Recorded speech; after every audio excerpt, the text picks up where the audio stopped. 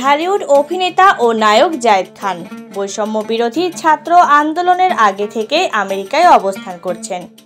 গত বছর 5ই আগস্ট শেখ হাসিনা সরকার পতনের পর আর দেশে ফেরা হয়নি তার। সেখানেই বিভিন্ন স্টেজ শো নিয়ে ব্যস্ত আছেন তিনি। সম্প্রতি দেশটির মিশিগানে আয়োজন করা হয়েছিল একটি শো। সেখানে শুরু থেকে শেষ পর্যন্ত জনপ্রিয় ব্যান্ড সঙ্গীত শিল্পী জেমসের সঙ্গে ছিলেন এই অভিনেতা। সেই অভিজ্ঞতা শেয়ার করেছেন তিনি।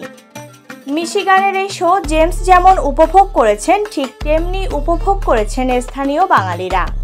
এই আয়োজনে অংশ নিয়েছিলেন নন্দিত সঙ্গীত শিল্পী রিজিয়া পারভিন ও ঢাকাই সিনেমার নায়িকা প্রার্থনা ফারদিন দিঘি।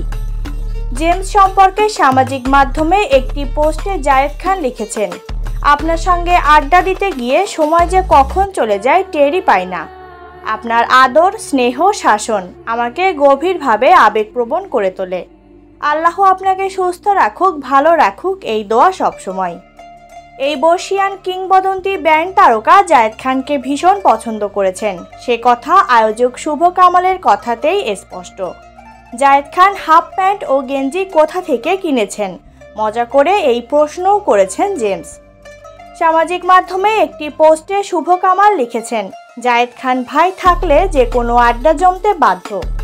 গুরু জেমস কিন্তু জায়েদ খানকে পছন্দ করেন, তারা চুটিয়ে আড্ডা দিয়েছেন।